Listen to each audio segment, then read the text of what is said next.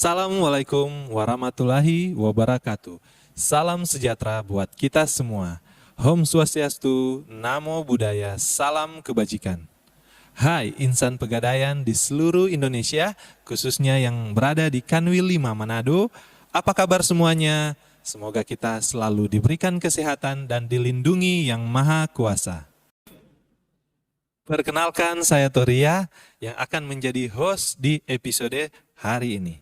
Selamat datang di podcast Ganyang Fraud Pegadaian yang disponsori oleh PT Pegadaian Area Jayapura dengan tema KPI Bukan Alasan. Dan di episode kali ini kita akan membahas tentang dimensi trigger of fraud adalah pressure, yaitu fraud yang dapat muncul dari desakan dalam mencapai KPI. Sehingga perlu dibangun kesadaran bahwa dalam melakukan pencapaian KPI dengan tidak melakukan fraud. Insan Pegadaian sudah hadir bersama kita Bapak Abdul Lafaz Isnaini selaku Deputi Bisnis PT Pegadaian Area Jayapura yang akan menjadi narasumber di episode podcast Ganyang Fraud kali ini. Kata pepatah, tidak kenal maka tak sayang. Jadi mungkin bisa langsung memperkenalkan diri, Pak. Oke, baik. Terima kasih Mas Toria. Senang sekali bisa diundang di podcast ini. Halo insan pegadaian, perkenalkan saya Abdul Lafaz Isnaini. Jabatan saya sekarang Deputi Bisnis Area Jayapura yang sudah 2 tahun. Sebelumnya saya pernah menjadi pemimpin cabang di Kanwil Makassar. Dan untuk di Pegadaian sendiri kurang lebih karir saya sudah 20 tahun. Nah, insan Pegadaian, itu tadi perkenalan singkat dari Bapak Deputi Bisnis Area Jayapura. Baik, insan Pegadaian, kita langsung saja ya pada pertanyaan seputar KPI. Nah, mungkin bisa dijelaskan sedikit Pak, apa sebenarnya KPI itu dan fungsinya? Oke, baik. KPI itu merupakan singkatan dari Key Performance Indicator, yang mana secara umum diartikan sebagai suatu matriks atau nilai terukur yang berfungsi untuk menunjukkan seberapa efektif perusahaan mencapai tujuan bisnis utama serta langkah apa saja yang diperlukan untuk menyikapi kondisi perusahaan. Apa manfaat yang didapat oleh insan Pegadaian dari KPI itu sendiri, Pak? Oke, baik. Jadi KPI itu selain untuk menjadi tolak ukur efektivitas perusahaan untuk mencapai tujuan bisnis, KPI juga menjadi tolak ukur insan pegadaian dalam mencapai kinerja dan penilaian untuk peningkatan karir di perusahaan. Sehingga KPI itu sangat penting untuk perusahaan maupun insan pegadaian itu sendiri. Ternyata penting sekali peran KPI itu sendiri untuk perusahaan dan insan pegadaian ya Pak. Menurut Bapak, apa sih yang harus dilakukan untuk mencapai KPI yang baik atau bahkan yang maksimal Pak? Oke, KPI itu tidak dapat dikejar atau digapai sendiri. Harus ada sinergi atau kolaborasi antara kantor pusat, kantor wilayah, kantor area, bahkan sampai ke cabang dan outlet-outletnya. Contohnya Pak seperti apa ya? Misalkan strategi dan program-program yang dibuat untuk meningkatkan masing-masing komponen KPI. Selain itu juga harus selalu dilakukan monitoring dan evaluasi agar setiap kinerja komponen KPI dapat dipantau sehingga KPI dapat dicapai dengan maksimal. Oke, baik Pak. Karena pentingnya kinerja KPI untuk perusahaan dan insan pegadaian, berarti segala cara bisa dong Pak dipakai untuk peningkatan KPI? Seperti yang sudah saya jelaskan di atas, pencapaian KPI tergantung pada strategi dan program-program yang dibuat, juga monitoring dan evaluasi yang dilaksanakan. Namun, semua itu harus dilakukan sejalan dengan nilai budaya perusahaan, yaitu akhlak.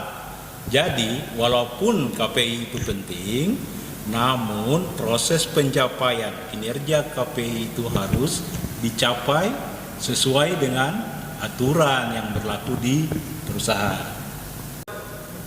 Jadi, KPI itu harus dicapai menggunakan cara yang sejalan dengan budaya perusahaan kita. Namun, ada tapinya nih. Mungkin maksudnya jangan sampai fraud gitu ya, Pak. Menurut Bapak sendiri, pengertian fraud itu apa ya, Pak? Secara umum, fraud atau kecurangan merupakan satu tindakan yang disengaja oleh satu individu atau lebih dalam manajemen atau pihak yang bertanggung jawab atas tata kelola, karyawan, dan pihak ketiga yang melibatkan penggunaan tipu muslihat untuk memperoleh satu keuntungan secara tidak adil atau melanggar hukum. Jadi, pengertian umum fraud seperti itu ya, Pak. Jika dikaitkan dengan proses pencapaian kinerja KPI, seperti apa ya, Pak? Ya, sesuai dengan tema kita di episode kali ini, KPI bukan alasan. Artinya, dalam proses pencapaian kinerja KPI, kita tidak dibenarkan untuk menghalalkan segala cara dalam mencapai KPI tersebut. Benar, Pak. Kira-kira nih, Pak, apa kerugian dari adanya kecurangan dalam pencapaian KPI? Kerugian akan berdampak pada perusahaan, atasan maupun rekan kerja, dan pastinya insan pegadaian itu sendiri. Dan sanksi yang diberikan akan merugikan banyak pihak. Berbicara tentang fraud, saya pernah dengar ada teori yang namanya fraud triangle. Apa sih, Pak, yang dimaksud dengan teori tersebut? Ya, fraud triangle adalah teori yang dikembangkan oleh Donald R. Tracy yang di dalamnya berisi 3 faktor penyebab kecurangan di perusahaan, terutama dalam laporan keuangan. Disebut fraud triangle karena ternyata ada 3 tahapan penting yang mempengaruhi seseorang dalam berbuat tindakan kecurangan tersebut. Teori fraud triangle cukup populer untuk mengungkap alasan terjadinya kecurangan dalam bisnis. Oh gitu ya, Pak. Kira-kira, Pak, apa saja sih faktor yang mempengaruhi fraud itu sendiri? Nah, seperti diketahui tadi, bahwa komponen fraud triangle dibagi menjadi 3 bagian, yaitu 1, pressure atau tekanan, 2, opportunity atau peluang, dan yang ketiga, rasionalisasi atau pembenaran. Saya akan coba menjelaskan 3 komponen tersebut. Yang pertama kan tekanan atau pressure. Tekanan atau pressure bisa juga dikatakan sebagai alasan atau niat seseorang dalam melakukan kecurangan. Seseorang dapat terdorong untuk berbuat curang mungkin bisa saja karena adanya tekanan ekonomi atau masalah keuangan pribadi seperti hutang, mempunyai cicilan, tagihan-tagihan, atau gaya hidup mewah, dan kebutuhan finansial lainnya. Kondisi ini bisa memicu seseorang untuk melakukan kecurangan, bahkan mengkorupsi dana perusahaan untuk kepentingan pribadi. Tetapi, dorongan berbuat curang juga bukan hanya karena tekanan ekonomi atau masalah pribadi, tapi bisa disebabkan oleh target kerja yang cukup besar. Misalnya, seseorang juga bisa saja memalsukan atau memanipulasi data perusahaan jika merasa target kerjanya sangat besar. Yang kedua, peluang atau opportunity. Menurut Accounting Tools, setelah tekanan atau keinginan berbuat curang muncul, seseorang akan mencoba mencari peluang untuk melakukan kecurangan atau fraud. Misalnya, seseorang pegawai mungkin menyadari bahwa pemeriksaan di unit kerjanya sudah lama tidak dilakukan. Maka bisa saja ia memanfaatkan peluang tersebut untuk menggelapkan dana dan aset barang jaminan perusahaan dan berpikir akan mengembalikan dalam waktu dekat. Peluang atau kesempatan melakukan kecurangan bisa saja semakin besar jika pengawasan internal perusahaan kurang baik. Jika seseorang berhasil memanfaatkan satu peluang untuk berbuat curang, maka sangat mungkin ia akan mengulanginya lagi di kesempatan berbeda. Ingat, ya, kata Bang Napi, kejahatan terjadi bukan hanya karena ada niat pelaku, tetapi karena adanya kesempatan. Nah, yang ketiga nih, pembenaran atau rasionalisasi. Dalam melakukan kecurangan, seseorang akan meyakini bahwa kecurangan yang dilakukan lebih penting daripada kemungkinan ia tertangkap. Ia menganggap bahwa tindakannya tidak akan diketahui oleh siapapun. Selain itu, seseorang yang berbuat fraud atau curang juga mempunyai pandangan bahwa kecurangan yang dilakukannya adalah benar, sebab ia akan meyakinkan dirinya sendiri untuk mengganti taruhlah uang yang diambil nantinya dalam waktu yang dekat.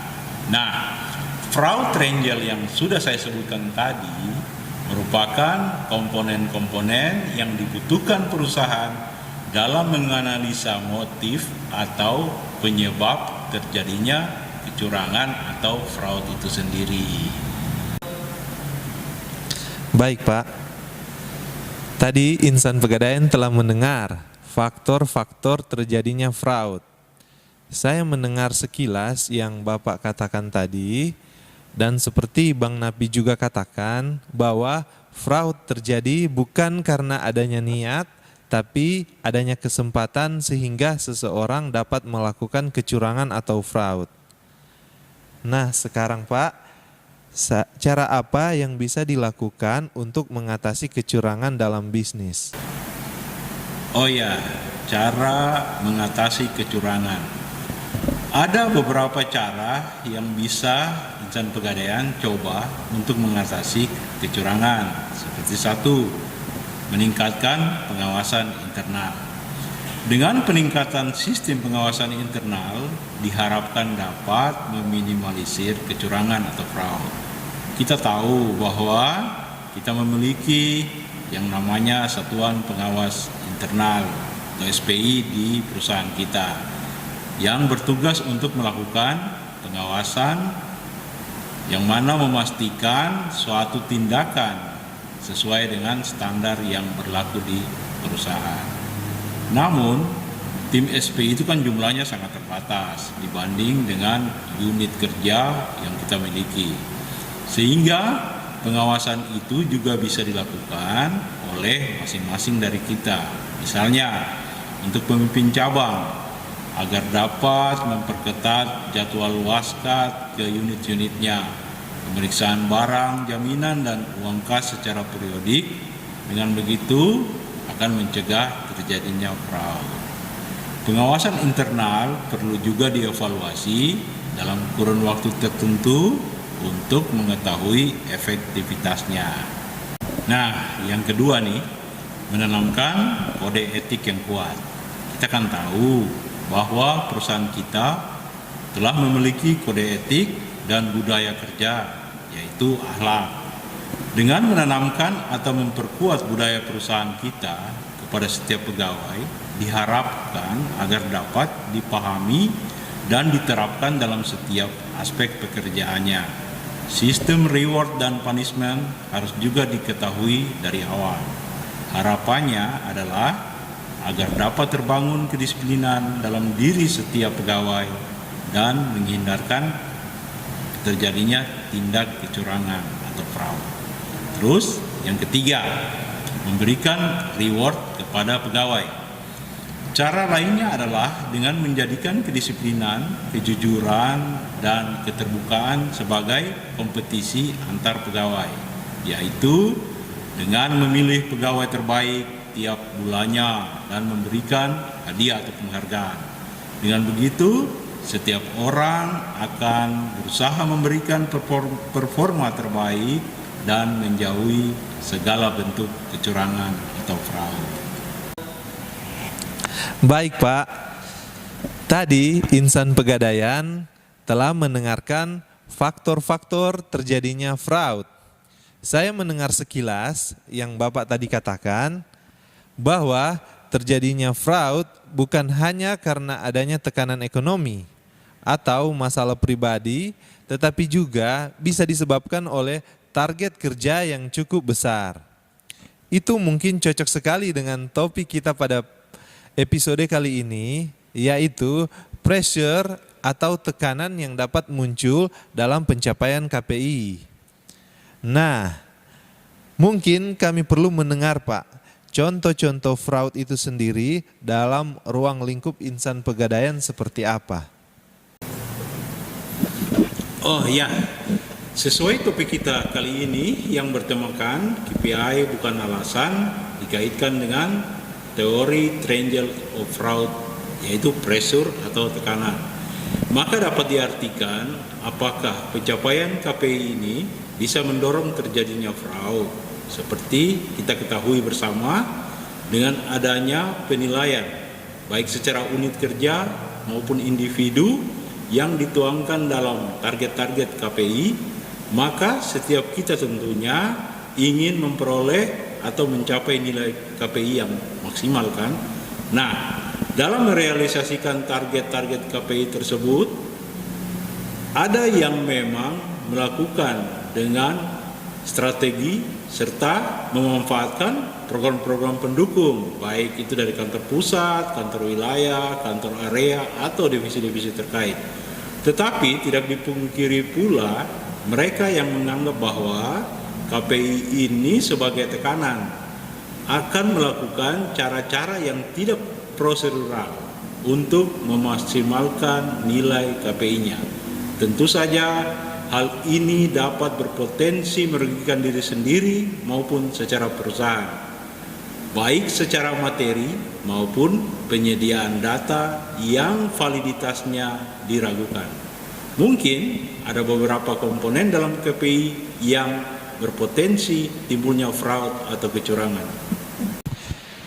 Contoh konkret apa Pak jika dikaitkan dengan KPI tersebut?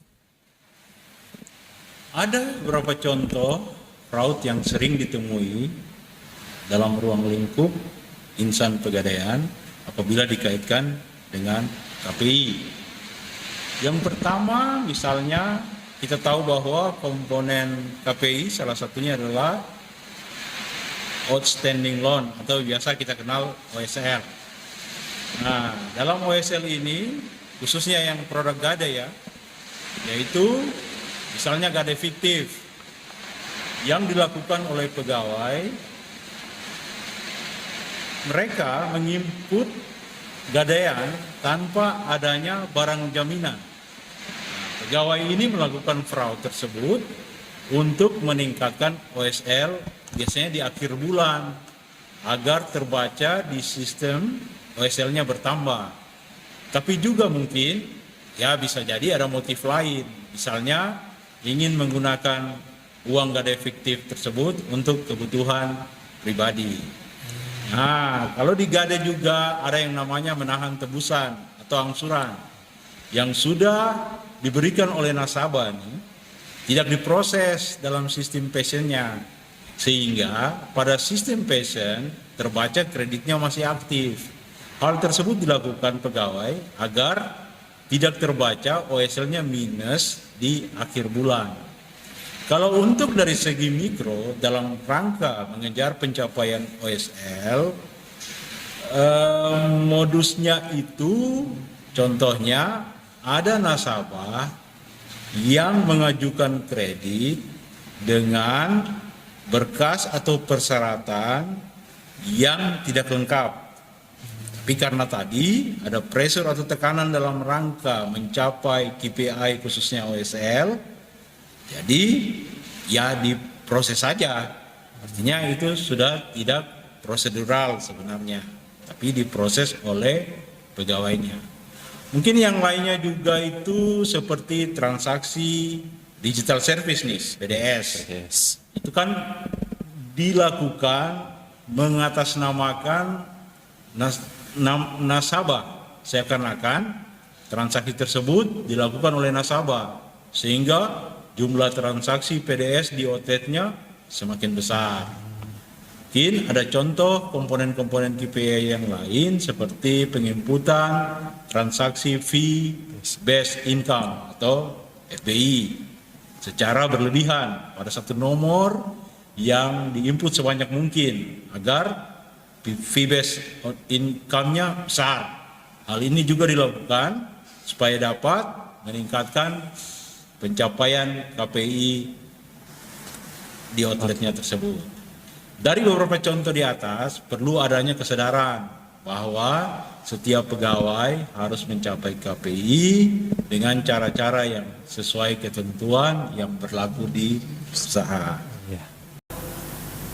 Jadi, insan Pegadaian jangan sampai menjadikan KPI sebagai alasan untuk kita berbuat fraud, karena akan merugikan kita dan banyak pihak. Seperti kutipan di atas, kerugian akan berdampak pada perusahaan, atasan maupun rekan kerja, dan pastinya insan Pegadaian itu sendiri. Bahkan, kalau boleh ditambahkan, dampak tersebut bisa sampai kepada keluarga kita sendiri. Ingat, keluarga yang selalu menanti kita di rumah. Baik, Pak. Sebelum mengakhiri podcast episode kali ini, mungkin Bapak bisa menyampaikan beberapa hal untuk insan Pegadaian. Oke, insan Pegadaian, seperti sudah dijelaskan tadi, peran KPI sangatlah penting bagi perusahaan maupun diri kita sendiri. KPI sebagai guidance yang dibutuhkan untuk mengarahkan kita menuju goal yang sudah ditentukan oleh manajemen, baik secara corporate maupun di masing-masing unit kerja, bahkan juga secara individu. Namun perlu diingat, dalam mencapai KPI, harus dilakukan secara fair dan bertanggung jawab sesuai SOP yang berlaku dan menghindari adanya fraud. Karena fraud itu sendiri akan sangat berdampak pada kelangsungan perusahaan ke depannya dan juga kerugian buat diri sendiri dan rekan kerja. Apalagi tentu saja punishment yang akan diterima oleh pelaku fraud sangatlah berat. Dengan telah dicanangkannya program Ganyang Fraud beberapa waktu yang lalu, mari jangan jadikan KPI sebagai alasan untuk berbuat fraud. Terima kasih. Baik, Pak. Terima kasih buat penjelasannya yang begitu menarik. Dengan demikian, maka berakhir sudah podcast Ganyang Fraud episode kali ini yang bertemakan KPI bukan alasan. Saya pribadi sebagai host minta maaf jika ada salah kata. Insan Pegadaian, say no to fraud. Salam sadar resiko.